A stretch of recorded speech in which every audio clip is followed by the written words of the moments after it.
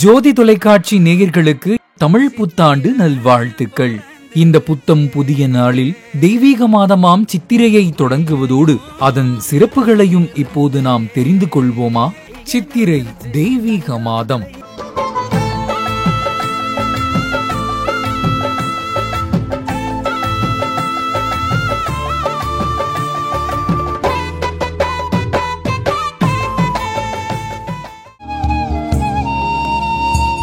தமிழ் மொழி இனிமையுடையது என்பார்கள். தமிழால் வைதால் போதும் இறைவன் நம்மை வாழ வைப்பான் என்பார் அருணகிரிநாதர். அந்த அளவுக்கு இனிமையும் வளமையுடைய தமிழ் மொழியின் சிறப்பே அதன் தெய்வீக தன்மையில்தான் அமைந்துள்ளது என்று சொல்லலாம். இதேபோல் தமிழ் மாதங்களிலே சித்திரை மாதம் ஒரு தெய்வீக மாதம். ஏனென்றால் சித்திரை மாதத்தின் முதல் நாளில்தான் பிரம்மதேவன் உலகை படைத்தான் என்று புராணங்கள் கூறுகின்றன.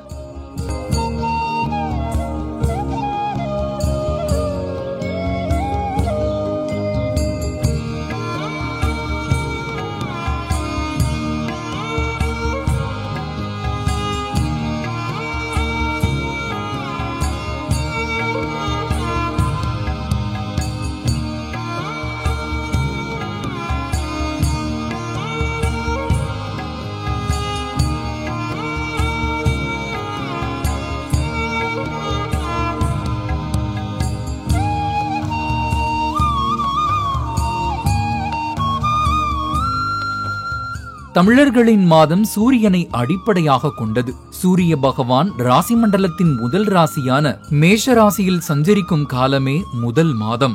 என்றாலும் மாதங்களின் பெயர்கள் பெரும்பாலும் சந்திரனை அடிப்படையாக கொண்டே அழைக்கப்படுகின்றன. எந்த நட்சத்திர நாளில் பௌர்ணமி வருகிறதோ அந்த நட்சத்திரத்தின் பெயரே பெரும்பாலும் அந்த மாதத்தின் பெயராக இருக்கும். குறிப்பாக முதல் மாதத்தில் பௌர்ணமி வரும் நட்சத்திரம் சித்திரை. ஆகவேதான் தமிழாண்டின் முதல் மாதமே சித்திரை என அழைக்கப்படுகின்றது. சித்திரை மாதத்தை சைத்ரா என்றும் சைத்ர விஷு என்றும் சமஸ்கிருதத்தில் அழைக்கின்றார்கள். தமிழகத்தில் சித்திரை மாத பிறப்பை சித்திரை கனி என்றும் குறிப்பிடுகின்றார்கள். சித்திரை மாதம் முதல் நாளில் தமிழ் புத்தாண்டு கொண்டாடப்படுகிறது. அன்றைய தினம் அதிகாலை நித்திய கடமைகளை முடித்து கோவில்களுக்கு சென்று அன்றைய ஆண்டில் எல்லா வளங்களும் பெற இறைவனை தமிழர்கள் வழிபடுகின்றார்கள். இதே சித்திரை முதல் நாளில்தான் கேரளாவில் விஷு பண்டிகை கொண்டாடப்படுகின்றது. விஷு பண்டிகை மலையாள புத்தாண்டின் தொடக்கத்தை குறிக்கின்றது. சமஸ்கிருத மொழியில் விசு என்றால் சமம் என்று பொருள். இது மலையாளிகளின் பண்டிகை மட்டுமல்ல, இந்தியா முழுவதும் வெவ்வேறு பெயர்களில் இப்பண்டிகை கொண்டாடப்படுகிறது.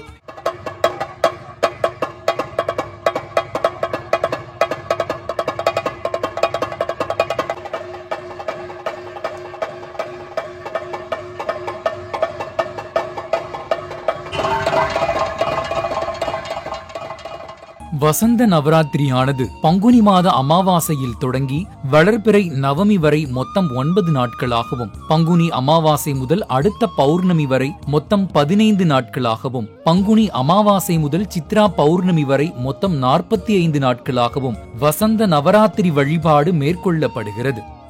ஒருமுறை அம்பிகையானவள் துர்கையிடம், பூமியில் பல அரக்கர்கள் இருக்கின்றார்கள், அதனால் நீ நிரந்தரமாக பூலோகத்தில் தங்கி தேவைப்படும் போதெல்லாம் சம்ஹாரம் செய்து மக்களையும் சன்னியாசிகளையும் காக்க வேண்டும் என கூறி பூலோகத்திலேயே துர்கையை நிரந்தரமாக தங்க வைத்து விட்டாளாம். இந்த சந்தர்ப்பத்தை பயன்படுத்தி துர்கை பல வடிவங்களை எடுத்து அரக்கர்களை அழித்தாள். அவற்றில் 9 வடிவங்கள் மிகவும் சிறப்பு வாய்ந்தவையாகும். அவையே நவராத்திரியின் போது பூஜித்து வணங்கப்படுகின்றது. வசந்த நவராத்திரியின் 8வது நாளில் ஒரு சிறுமியை கடவுளாக எண்ணி பூஜித்து புத்தாடை, வளையல் உட்பட பலவற்றை வழங்கி விருந்து வைத்து அனுப்புகின்றனர். ரகுவம்சம் தனில் உதித்த ராகவ மாதவ, ரகுவம்சம் தனில் உதித்த ராகவ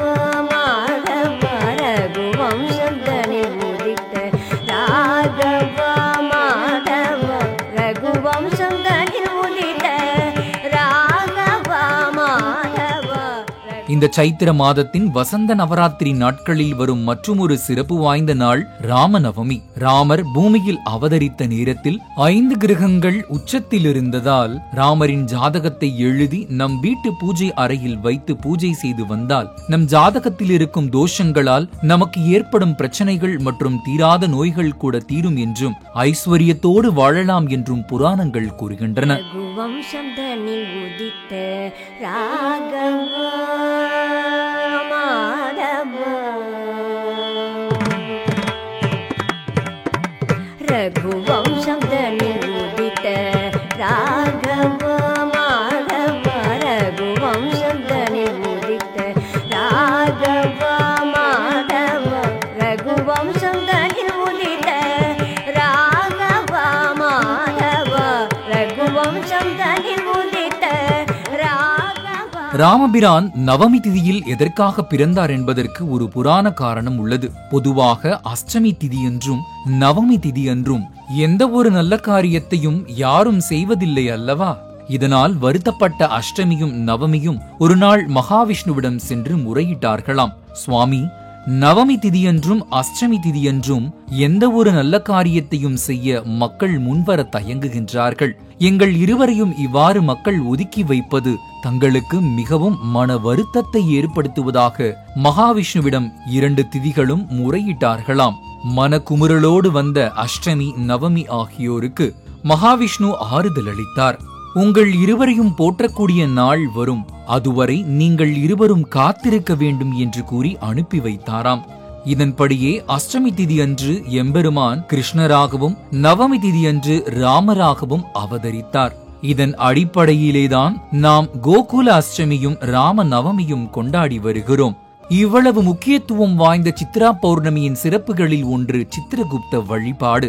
பூலோகத்தில் மனிதர்கள் செய்யும் பாவ புண்ணிய கணக்குகளை எல்லாம் எழுதுபவர் சித்திரகுப்தர். பார்வதி தேவி வரைந்த சித்திரத்திலிருந்து பிறந்தவர் என்பதால் அவருக்கு சித்திரகுப்தர் என்று பெயர் வழங்கலாயிற்று. இந்த நாளில் சித்திரகுப்தரை வழிபாடு செய்து வணங்கினால் அவர் நமக்கு சிவனருளை பெற உதவி செய்வார் என்பது நம்பிக்கை. இந்த நாளில் நம் வீட்டு பூஜை அறையில் ஓர் ஓலைச்சுவடியில் சித்திரகுப்தன் படி அளக்க என்று எழுதி வைத்து வழிபட்டால் சிறப்பான பலன்களை சித்திரகுப்தன் அருள்வார் என்பது ஐதீகம்.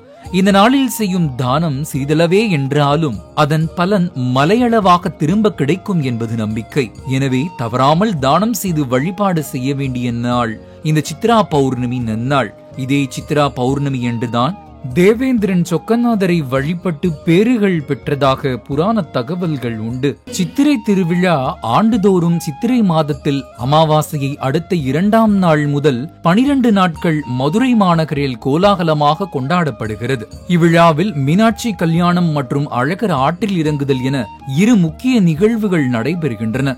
இவ்விழாவை காண பல்லாயிரக்கணக்கான மக்கள் மதுரைக்கு வருகை தருகின்றனர். 10ஆம் நாள் திருவிழாவில் மீனாட்சி திருக்கல்யாணம் நடைபெறுகிறது.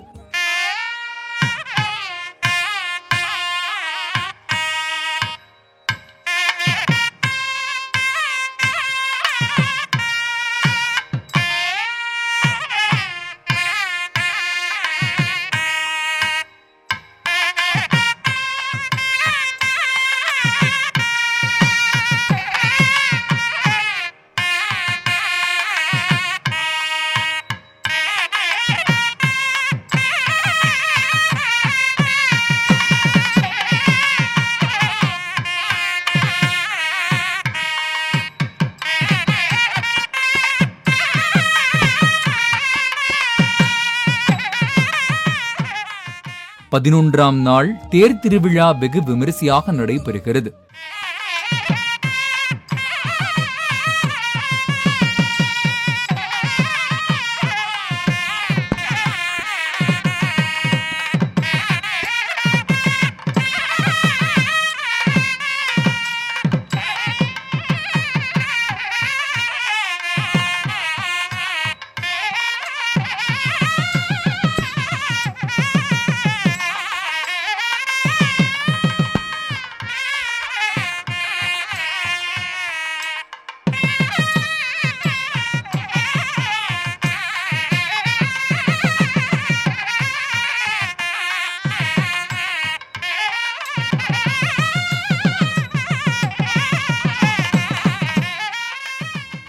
வைகைக்கு வரும் அழகரை வரவேற்கும் எதிர் சேவையும், ராமராயர் மண்டபத்தில் நடைபெறும் தசாவதார நிகழ்ச்சியும், சேதுபதி மண்டபத்தில் நடைபெறும் பூப்பல்லக்கும் சிறப்பு வாய்ந்தவை.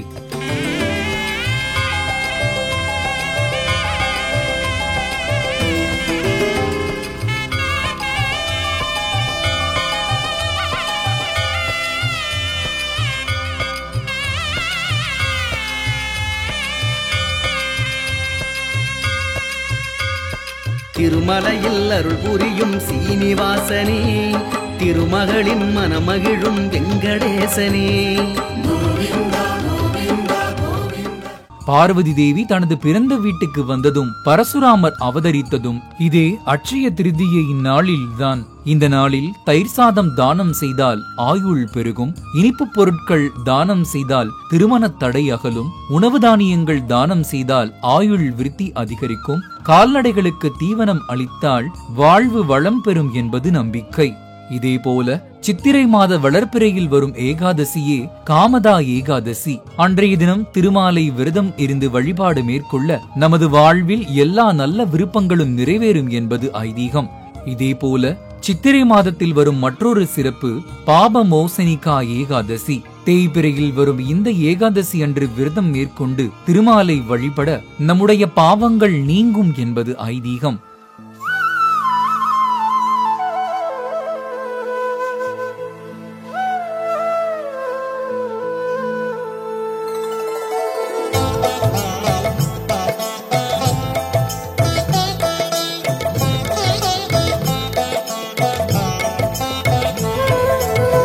சித்திரை மாதத்தில் பரணி நட்சத்திரத்தன்று பின்பற்றப்படும் விரதம் பைரவ விரதம்.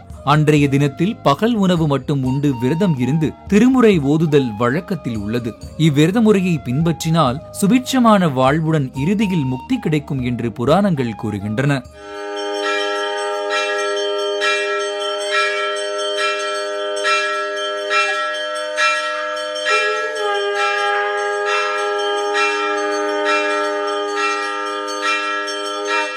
சிவனின் அம்சமாக இந்த மண்ணில் தோன்றி சைவம் தழைக்க நாடு முழுவதும் யாத்திரை சென்ற ஆதிசங்கரர் அவதரித்ததும், இந்து தத்துவ பிரிவுகளில் ஒன்றான வேதாந்தத்தின் விசிஷ்டாத்வைதத்தின் முன்னோடியாக விளங்கிய ராமானுஜர் தோன்றியதும், உடுப்பியில் கிருஷ்ணர் விக்கிரகத்தை அமைத்து அங்கே ஸ்ரீ மத்வ மடம் அமைய காரணமான மத்வாச்சாரியார் பிறந்ததும், பகவான் ஸ்ரீ ரமண மகரிஷி தோன்றியதும் இதே சித்திரை மாதத்தில்தான். திருக்குறிப்பு தொண்டர், இசைஞானியார், விரண்மீண்டர், மங்கையர்க்கரசியார், சிறுதொண்டர், திருநாவுக்கரசர் ஆகியோரின் குரு பூஜை இதே சித்திரை மாதத்தில்தான் கொண்டாடப்படுகிறது. நேயர்களே, சித்திரை மாதத்தின் பல்வேறு சிறப்புகளை பற்றி நாம் தெரிந்து கொண்டோம். சித்திரை தெய்வீக மாதம் நிகழ்ச்சி உங்கள் மனங்களை தெய்வீக அனுபவத்திற்கு அழைத்துச் சென்றிருக்கும் என்று நம்புகின்றோம். சித்திரை தெய்வீக மாதம்.